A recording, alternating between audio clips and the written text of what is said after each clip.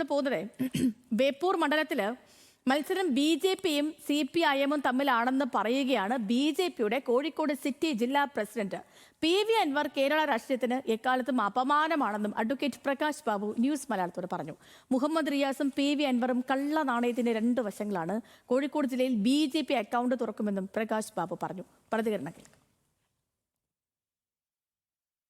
ഇപ്രാവശ്യം BJP കോഴിക്കോട് ജില്ലയിൽ account തുറക്കും. അത് ഞങ്ങളുടെ ഒരു പ്രതീക്ഷ തന്നെയാണ്. LDFും BJPയും തമ്മിലാണ് അവിടെ മത്സരം. ഞങ്ങൾ കൃത്യമായിട്ട് ജനങ്ങളുടെ മുന്നിൽ അൻവർ എന്ന കള്ളനാണയത്തെ ഞങ്ങൾ തുറന്നു കാണിക്കും. അൻവർ എന്ന് പറയുന്നത് കേരള രാഷ്ട്രീയത്തിന് എക്കാലത്തും അപമാനമായിട്ടുള്ളൊരു വ്യക്തിയാണ്.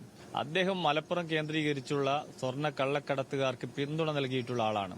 ഒരു രാഷ്ട്രീയത്തിലെ ഒരു കള്ളനാണയത്തിന്റെ ഇരുവശങ്ങളാണ് മുഹമ്മദ് റിയാസും PV അൻവറും. മുഹമ്മദ് റിയാസ് കേരളത്തിലെ ഭരണകൂടത്തിലെ ഏറ്റവും മുഖ്യനായി നിലനിൽക്കുമ്പോഴും എന്ത് വികസനമാണ് ബേപ്പൂരിൽ കൊണ്ടുവന്നിട്ടുള്ളത്?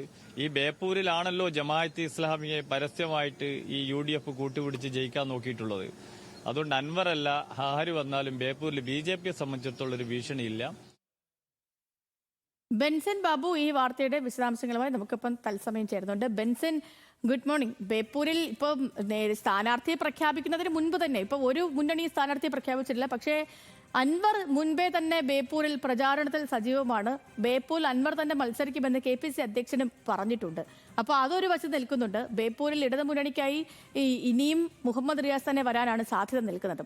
അപ്പോൾ ഇങ്ങനെ അൻവർ പ്രചാരണം നടത്തുന്ന ഘട്ടത്തിൽ ഈ മുഹമ്മദ് റിയാസ് തന്നെ സ്ഥാനാർത്ഥിയായി വരുമെന്ന് ഉറപ്പിക്കാൻ കഴിയുന്ന ഒരു ഘട്ടത്തിൽ BJPയുടെ ഈ പ്രതികരണത്തെ എങ്ങനെ വിലയിരുത്താം? മത്സരം BJPയും CPMും തമ്മിലായിരിക്കും, ഇടതുമുന്നണിയും തമ്മിലായിരിക്കും എന്നുള്ള ഈ പ്രതികരണത്തെ എങ്ങനെ വിലയിരുത്താം?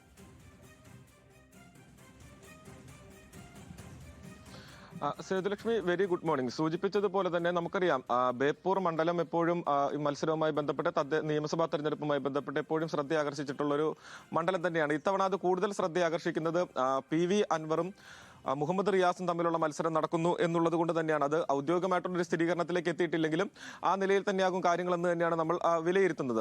അപ്പോൾ നമുക്കറിയാം, കഴിഞ്ഞ കുറേ ദിവസങ്ങളായി തന്നെ അൻവർ ബേപ്പൂർ മണ്ഡലത്തിൽ സജീവമാണ്. അവിടെ നടക്കുന്ന പല പ്രതിഷേധ പരിപാടികളിലും UDF സംഘടിപ്പിക്കുന്ന പല പ്രതിഷേധ പരിപാടികളിലും അദ്ദേഹം പങ്കെടുക്കുന്നു, പൊതുയോഗങ്ങളിൽ പങ്കെടുക്കുന്നു. അങ്ങനെ സജീവമായി തന്നെ അൻവർ മണ്ഡലത്തിലുണ്ട്. CPIMൽ മത്സരിക്കുക മുഹമ്മദ് റിയാസ് തന്നെയായിരിക്കുമെന്ന് തന്നെയാണ് നമുക്ക് മനസ്സിലാക്കാൻ സാധിക്കുന്ന. ഔദ്യോഗികമായിട്ടുള്ള സ്ഥിരീകരണത്തിലേക്ക് എത്തിയിട്ടില്ല. പക്ഷേ അത്തരത്തിലൊരു മത്സരത്തിലേക്ക് കടന്നാൽ അവിടെ BJPയുടെ സ്ഥാനം എന്തായിരിക്കും എന്നതിനെ പറ്റിയുള്ള ചോദ്യത്തിനാണ് കോഴിക്കോട് സിറ്റി ജില്ലാ പ്രസിഡന്റായിട്ടുള്ള അഡ്വക്കേറ്റ് പ്രകാശ് ബാബു നമ്മളോട് പ്രതികരിച്ചിട്ടുണ്ടായിരുന്നത്. അത് അദ്ദേഹം പറയുന്നത് ഇത്തരത്തിലാണ്: അൻവറിന് ബേപ്പൂർ മണ്ഡലത്തിൽ യാതൊരു വിധത്തിലുള്ള റോളും ഉണ്ടാവില്ല. CPIM അല്ലെങ്കിൽ LDFും BJPയും തമ്മിലായിരിക്കും ബേപ്പൂർ മണ്ഡലത്തിൽ മത്സരം നടക്കുക എന്നുള്ളതാണ് പറയുന്നത്. പക്ഷേ കഴിഞ്ഞ മുൻകാല ചരിത്രങ്ങളെടുത്ത് പരിശോധിച്ച് കഴിഞ്ഞാൽ BJPക്ക് കാര്യമായിട്ടുള്ള ഹോൾഡ് ഉണ്ടാക്കാൻ കഴിയാത്ത ഒരു മണ്ഡലമാണ്. പക്ഷേ തദ്ദേശ തെരഞ്ഞെടുപ്പിൽ അവരുടെ വോട്ട് വിഹിതം വർദ്ധിപ്പിക്കാൻ ബേപ്പൂരിൽ അവർക്ക് സാധിച്ചിട്ടുണ്ട്. പക്ഷേ അത് നിയമസഭാ തെരഞ്ഞെടുപ്പിലേക്ക് എത്തുമ്പോൾ എത്രത്തോളം അത് പ്രതിഫലിക്കും എന്നുള്ളത് വ്യക്തമല്ല. അത് തെരഞ്ഞെടുപ്പിന്റെ ഒരു ഘട്ടത്തിലേക്ക് എത്തിയാൽ മാത്രമേ നമുക്കത് മനസ്സിലാക്കാൻ സാധിക്കുകയുള്ളൂ. പക്ഷേ മുഹമ്മദ് റിയാസിനെതിരെയും അതോടൊപ്പം തന്നെ PV അൻവറിനെയും അതിരൂക്ഷ വിമർശനമാണ് BJP നേതൃത്വം നടത്തിയിരിക്കുന്നത്. കാരണം മന്ത്രിയായിരിക്കെ തന്നെ മണ്ഡലത്തിൽ യാതൊരു വിധത്തിലുള്ള വികസനങ്ങളും മുഹമ്മദ് റിയാസിന്റെ ഭാഗത്തു നിന്നും ഉണ്ടായിട്ടില്ല എന്നാണ് അഡ്വക്കേറ്റ് പ്രകാശ് ബാബു പറയുന്നത്. അതോടൊപ്പം തന്നെ PV അൻവറിനെ അതിരൂക്ഷമായി തന്നെ വിമർശിക്കുന്നു. PV അൻവർ ഒരു കള്ളനാണയമാണ്. ആ കള്ളനാണയത്തെ കൃത്യമായി ഞങ്ങൾ ബേപ്പൂർ മണ്ഡലത്തിൽ തുറന്നു കാട്ടും എന്ന് BJP പറയുന്നത്. മാത്രമല്ല, മലപ്പുറം കേന്ദ്രീകരിച്ച് നടക്കുന്ന സ്വർണ്ണ കള്ളക്കടത്ത് അതിലെല്ലാം തന്നെ അൻവറിന് കൃത്യമായിട്ടുള്ള പങ്കുണ്ട് എന്നടക്കമുള്ള കാര്യങ്ങളാണ് ഇവർ മുൻപോട്ട് വയ്ക്കുന്നത്.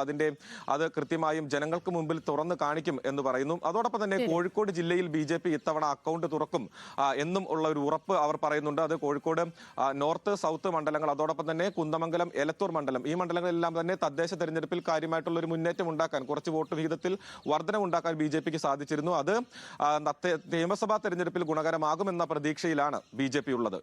ഓക്കെ ബെൻസൻ, ശരി. ബെൻസൻ തുടരും. മറ്റൊരു വാർത്തയുടെ വിശദാംശം കൂടി എനിക്ക് ബെൻസനിൽ നിന്ന് വേണം, പോകരുത്.